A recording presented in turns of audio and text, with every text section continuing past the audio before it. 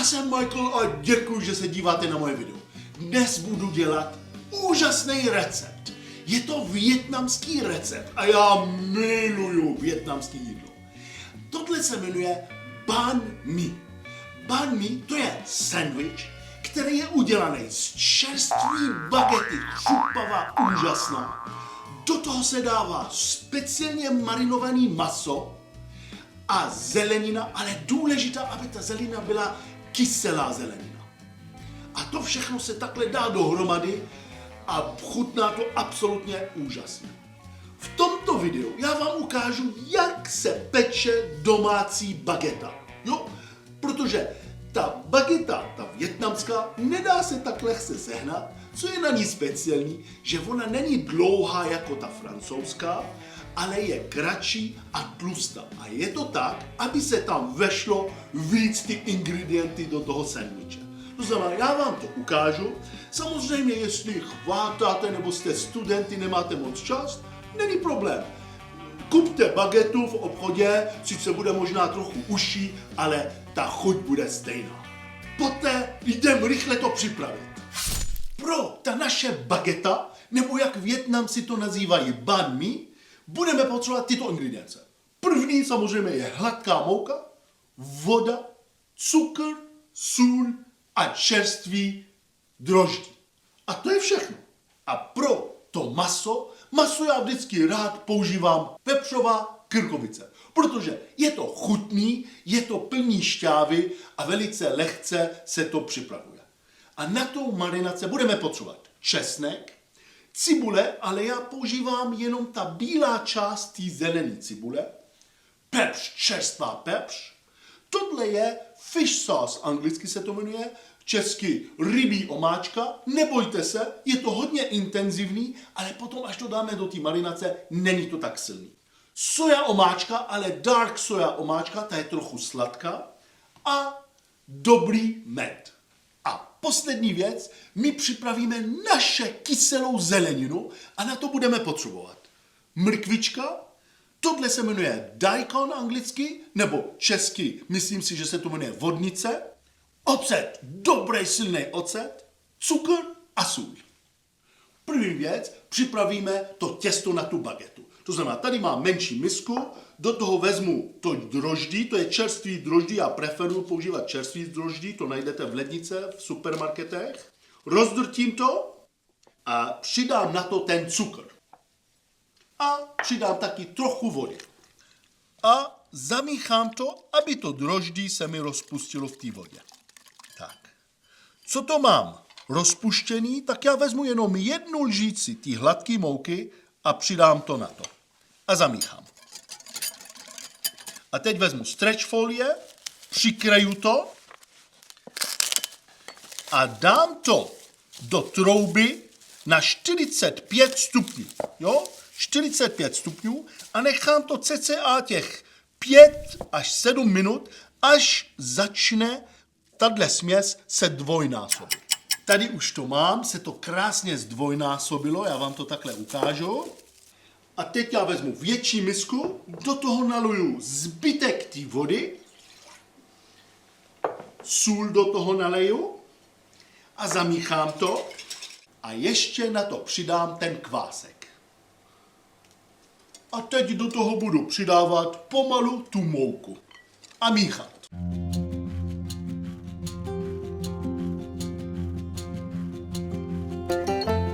To začne být těžký na ta metle, aby jsme to míchali, tak já zastavím míchání v metli, vezmu zbytek té mouky, přidám to na to a vezmu špachtle a začnu s tímto míchat. A teď tady na ten vál já přidám trochu mouky, aby se mi to nelepilo na to a vyklopím to těsto. A teď je ten důležitý krok a budeme zpracovat to těsto tak, aby jsme vytvořili, co se jmenuje ten lepek. Jo? A to je velice důležité, aby potom ty bagety byly krásně nadechané. Každá hladká mouka má jiné vlastnosti. To znamená, já začnu to zpracovávat, to těsto, a když vidím, že mi to lepí, tak přidám trochu na to mouku. Jo? pomalinku vždycky přidávat a takovej, co musíte dělat, aby ten lepek se vytvořil, vezmete takhle dlaň a z dlaň budete tlačit dopředu. Zase vrátíte těsto a zase dopředu. Jo? To je, co máme dělat, aby se ten lepek krásně vytvořil. Teď tohle těsto já jsem zpracoval 3 minuty. To je všechno, kolik to vezme. To znamená, určitě vám doporučuji, aby tohle jste dělali ručně a ne ve stroji. A teď, co se stalo? To těsto je krásně hladký, homogénní a hlavně elastický.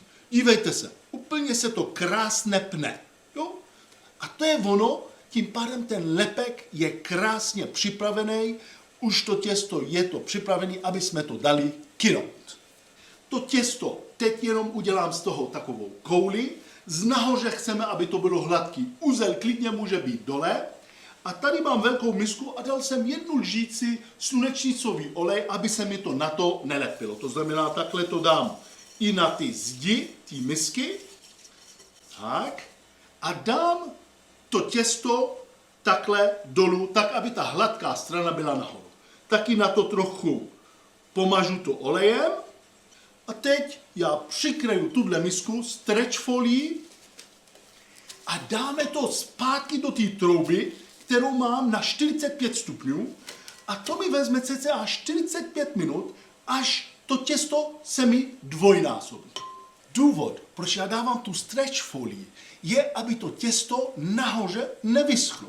To znamená, já chci, aby krásně furt kynulo. Aby kynulo, tak musí to těsto být furt takový mokrý. Jo? Proto já dám stretch folie a tím pádem ta humidity, co se říká humidity, ta voda tam, ta vlhkost, no. Tím pádem ta vlhkost zůstane vevnitř. Mezitím, co nám kyne to těsto, tak já připravím tady marinádu a to maso. A ta marináda je jednoduchá, já zamíchám všechny tyhle ingredience v misce a pak nakrájíme to maso na malinkatý plátky a přidáme to na tu marinádu. Co je suprový na tenhle sandwich, že můžete dát do toho jakýkoliv maso chcete. Například nemáte rádi vepřový, tak můžete dát kuřecí, anebo hovězí. A nebo taky, co je velice dobrý, je bůček, dáte do trouby na nízký oheň a potom, když se vám to udělá, to takhle nakrájíte na tenký plátky a dá se to do ten banh mi a úplně je to úžasné. Znamená, je to na vás, jaký maso chcete do toho dát. Teď tohle maso necháme 1 hodinu marinovat a teď druhá věc, co já připravím mezi tím, co těsto mi kyne, to je ta kyselá zelenina. A já ji úplně miluju. A co to je? Já jenom teď voloupu tu zeleninu a nakrájíme na julienne. Julienne to je francouzsky, že nakrájíme to na strašně tenký nudličky. Jo? Můžeme to dělat nožem, anebo je na to takový přístrojky, který můžete koupit. Já mám štěstí, sestra v Kanadě mi tohle poslala a samozřejmě já jí za to děkuju, protože mi to ušetří hodně času. A tohle všechno potom zamícháme v misce, přidáme ocet, sůl a cukr a necháme odpočinout cca tu hodinu, aby dostalo tu kyselost a ta sladkost a ta sladost. Tak, tady to máme, podívejte se, krásně to vykynulo, protože to má rádo teplo a teď připravíme ty bagety. Teď jsem rozdělil to těsto na 4 porce. Jo? Když půjdete podle můj recept, tak je to udělané na 4 tyhle bagety. To znamená, na 4 porce vychází to 220 gramů každý. A teď co uděláme? Já tohle udělám takhle splacatý a já vždycky vezmu ten jeden konec a překlopím to dovnitř. Jo? Musíme udělat tyhle vrstvy.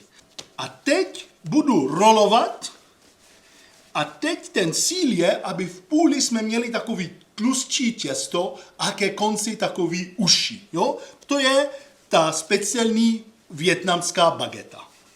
Teď tohle ještě přiklopíme stretch folií, aby nám to moc nevysychalo a necháme to cca tak 15 až 20 minut, aby zase se nám trochu nafoukly. Wow, podívejte se, jak ty bagety se nám nafoukly. To je úplně suprový. Teď jsme připraveni, aby jsme je upekli. A aby jsme udělali velice úspěšný a dobrý bagety, potřebujeme 3 věci. První věc je, musíme z nahoře udělat takovej řez. Já používám takový ty starý žiletky, já nevím, čím se můj dědeček holil, ale oni jsou velice ostrý a jak řízneme z nahoře, tak to je důležité, protože až ty bagety dáme do trouby, tak ono to furt bude kynout a protože jsme udělali ten řez, tak ono furt to bude takhle nahoru. Velice důležitý krok. Druhá věc, co musíme mít, je, ta trouba musí být na 230 stupňů a rozhavená. Klidně, jestli ji necháte, já nevím, 45 minut rozhavená, to je ještě lepší, protože to bude horký pro ty bagety a suplový.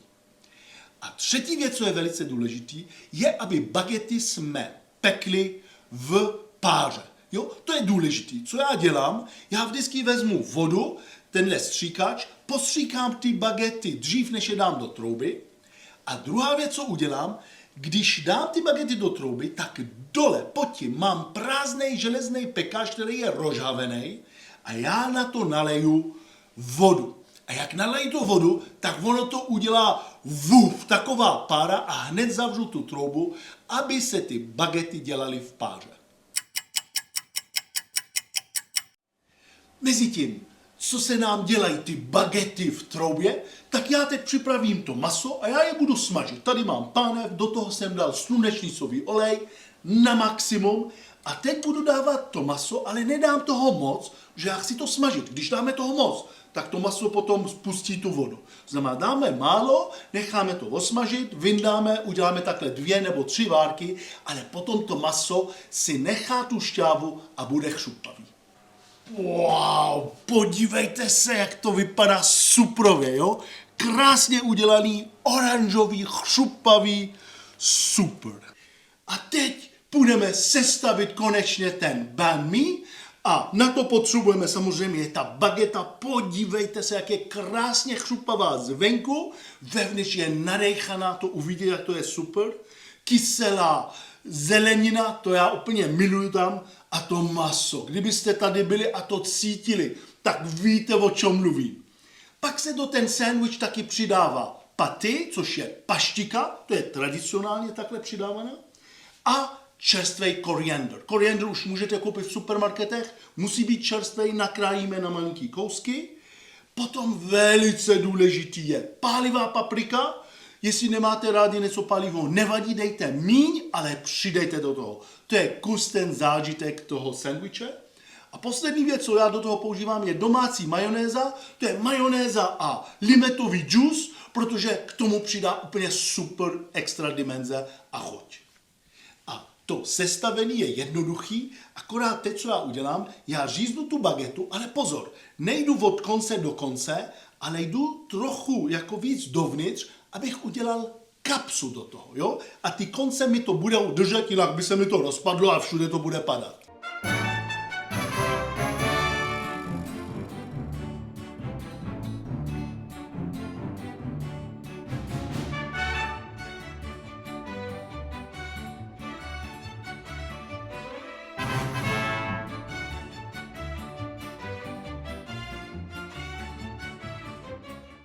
Tohle je banh mi. Helejte, je hodně sandwichů, co existují, ale tenhle sandwich je úplně někde jinde. Ty chutě tam úplně jsou úžasný. Co strašně pomáhá, je ta čerstvá bageta. Opravdu, věřte mi, 50% té celé pohádky je, když máte čerstvé jídlo. A ta bageta dělá hodně tam. Potom samozřejmě máte to maso. No to maso úplně je úžasný, ta marinace, tam ta chuť, to je jako kdybyste byli někde v Asii. Opravdu je to suprový. A samozřejmě je ta čerstvá zelenina, koriander a ta kyselá zelenina. Tohle určitě doporučuji, abyste to zkusili. Taky nezapomeňte se připojit na můj Instagram. Já každý den vám posílám nové fotky, abyste viděli, co všechno já dělám a budu rád taky slyšet od vás. Já vás zase uvidím příště s novým videem.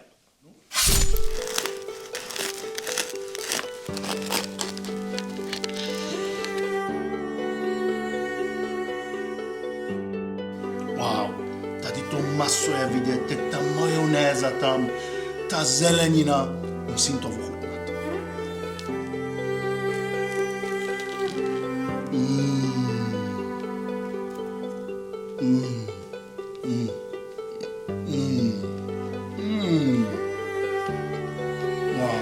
wow.